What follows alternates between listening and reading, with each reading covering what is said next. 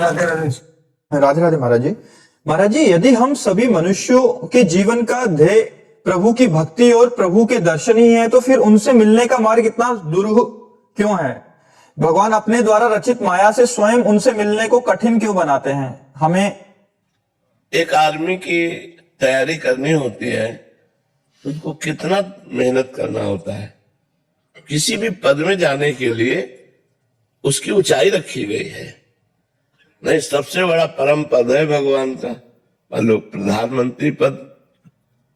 अब सब कोई तो प्रधानमंत्री नहीं बन सकता है, ऐसे सब कोई भगवत प्राप्ति नहीं कर सकता है पक्का। क्यों? क्योंकि विषयों में इतनी प्रीति है कि वो छोड़ ही नहीं पाता है। अब सुनता है भोगेश्वर प्रसक्ता नाम तया प्रहति चेतसाम व्यवसायत्मिका बुद्धि समाधो न विधीयते। जिसका भोग और ईश्वर ने चित्त अपहरण कर लिया है वो कभी ये निश्चय नहीं कर पाता कि मुझे भगवत प्राप्ति करना है। बाबा जी बनने पर भी दुनिया का प्रपंच ही बटोरना शुरू हो जाता है, प्रपंच त्याग नहीं होता है। ये करना वो करना ये वो, बस इसी में लगाए रहती माया। सब कोई भगवत प्राप्ति नहीं कर, क्योंकि वो परम पद है। जिनको पाओ भगत एक मोरी, कोई बिरला। भगवान शंकराचार्य जी ने लिखा, हजारों मनुष्यों में किसी एक के अंदर मुमुक्षुता जागृत होती है कि मैं इस संसार से मुक्त हो जाऊं। तो अगर महान पद को ऊंचाई पे न रखा जाए और उसमें मेहनत परिश्रम श्रम न रखा जाए तो उसकी महिमा क्या होगी? एक हमारे यहां रंगनाथ जी के मेला में एक खेल होता है।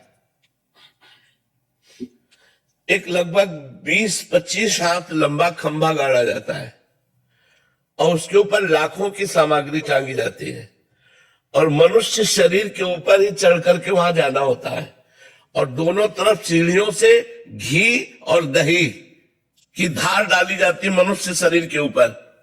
अब आप देखो, बिल्कुल ऐसे ही परमात्मा प्राप्ति के लिए है।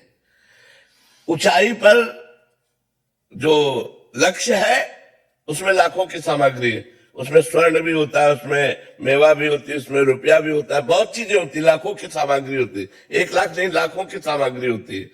अब बड़े बड़े पहलवान हमने देखा है चढ़ते हैं, अब उधर तेल धारा घी धारा दही धारा डाली जाती है। अरे यार, जब देना ही है तो इतना विघ्न क्यों डाल रहे हो?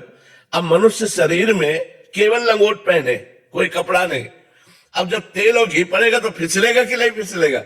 वो 10वें बार फिसल के आते हैं चढ़ते चढ़ते, और वो बराबर जैसे जैसे वो चढ़ते जाते हैं वैसे वैसे तेल घी डालते जाते हैं। अब जब उनमें से 10 बार 11 बार गिरे और जब चढ़ के जाते हैं तो पूरी समाज तालियां बजाती है और वो उठा करके अपना लक्ष्य चूमते। आया आनंद कि नहीं आया आनंद? अगर ऐसे ही किसी को दे दे तो क्या आनंद आया? वो आनंद आया जब इतना श्रम किया, तब उस लक्ष्य को समझ पाए कि हाँ भाई ऐसे। तो भगवत प्राप्ति में बिल्कुल यही क्रिया है।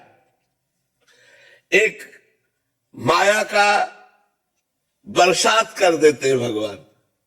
चढ़ो, फिसलना नहीं है, फिसलना नहीं, चढ़ो, इस ऊर्ध्वगामी हो। भगवान ऊर्ध्व है, ऊर्ध्वमूलम मधा शाखा मस्तम प्राहुरभ्यम। तो ऊर्ध्व की तरफ, विषय अधा है, विषय अधा पतन है, वो ऐसे है और भगवान का ऐसे है। और जब ऐसे चढ़ना शुरू करते हैं तो भगवान भोगों की बारिश कर देते हैं, फिसलन की। कंचन में फिसल जा, कामिनी में फिसल जा, इसमें फिसल जा, उसमें। अब फिसलता भी है साधक, फिर तैयार हुआ, फिर चढ़ता है तो कई कई जन्म लग जाते हैं भगवत प्राप्ति में। जैसे किसी को अभी भगवत प्राप्ति हो गई, जन्म लेते ही 2-4 वर्ष साधना की, तो आज से नहीं लगा, वो कई जन्मों से वो लगा हुआ है, तब वो जाकर भगवत प्राप्ति होती है। तो इसीलिए दुर्लभता में आनंद है कि सुलभता में। तो भगवान ने माया का घूंघट काट लिया है, सबके बीच में सर्वत्र है, लेकिन माया का आवरण डाल लिया। अब इसीलिए भगवान की तरफ या तो कोई चल ही नहीं पाता और कोई चलता है तो बड़ी कठिनता रख दी गई, और जो पार कर गया तो जयति जयति जगोच्चरय सतरति सतरति सा लोकांतारयति, वो स्वयं तर जाता है, स्वयं तर जाता है, लोक के लोक को पावन कर सकता है, तभी जगत बंदनी वो महात्मा हो जाता है। संगस्त दुर्लभ हो, उसका दर्शन, उसका संग, उसका स्पर्श दुर्लभ बताया गया है जो भगवत प्राप्त महात्मा है। तो भगवत प्राप्ति इसीलिए ऐसे गोल पे रखी गई इतनी कठिनता पे रखी गई है कि अगर आप पार कर लो तो फिर वो प्राप्त हो जाएगी। कठिनता है। अच्छा, कठिनता क्या है? हमारी कमजोरी। हम इंद्रियों के भोगों में फंस गए, हम स्वयं, बस उनका त्याग करना ही कठिनता है।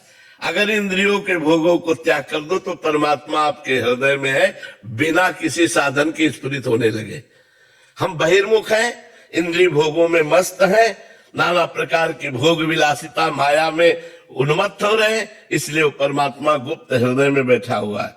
और आज हम भजन बल से इंद्रिय विलासिता को रोक दें तो वो स्फुरित हो जाए। वो स्फुरित हो रहे हैं, वो हमारे समीप ही, बिल्कुल इतने समीप है कि उनसे समीप कोई है ही नहीं। और सही पूछो तो समीपता भी दर्पण की भांति वर्णन है कि हाँ, दर्पण की भांति वर्णन है कि दर्पण है बीच में तो प्रतिबिंब दिखाई दे रहा, दो लग रहे, दर्पण खींच दो तो एक ही बचा। ऐसे ही ये जो अंतःकरण रूपी दर्पण है, ये शांत हो जाए तो एक ही बचा। ब्रह्मविद ब्रह्मवि भवति, ब्रह्मविद ब्रह्म जानत तुम्हें तुम्हें हो जाए। इसीलिए भाई कठिनता पे रखा गया है। अगर सहज हो जाए तो फिर उसका महत्व क्या हो जाए। तो इसलिए भगवान ने माया का आवरण डाल करके बैठे हुए कि आप माया, और देखो सुविधा भी दे दी। भगवान के मार्ग बताने वाले शास्त्र, भगवान के मार्ग बताने वाले संत, और क्षमा भी कर दिया। हजारों अपराध हो जाए तो क्षमा, मान लो हजारों बार गिर जाओ तो क्षमा, चलो आगे बढ़ो भगवान के मार्ग को। तो प्राप्त करना कौन? ईमानदारी से सोचो, क्या हमारे हृदय में जलन हो रही है कि भगवान की प्राप्ति के बिना हमारा आज का भी दिन गया? आप विचार करके देखो। जैसे हमें भूख लगी हो तो केवल भोजन की खोज होने लगेगी, प्यास लगी हो तो पानी की खोज होने लगी। क्या ऐसी परमात्मा की खोज हो रही? नहीं हो रही। हम राजी हैं खा पी करके मौज मस्ती से ऐसे दो चार माला घुमा लिए, सत्संग सुन लिए, इस तरह का जीवन हम व्यतीत कर रहे हैं। ना कि हमारे अंदर ऐसा है, ना खान पान ते भावे है, ना कोमल वसन सुहावे है, सब विषय लगे ते खाना है, हरियासिक का मग न्यारा है, केवल मुझे भगवत प्राप्ति चाहिए, ऐसा तो नहीं है ना। हाँ, तो इसीलिए भगवत प्राप्ति दुर्लभ है, नहीं तो भगवत प्राप्ति सुलभ है। क्या कठिनता है? भगवान मेरे हैं।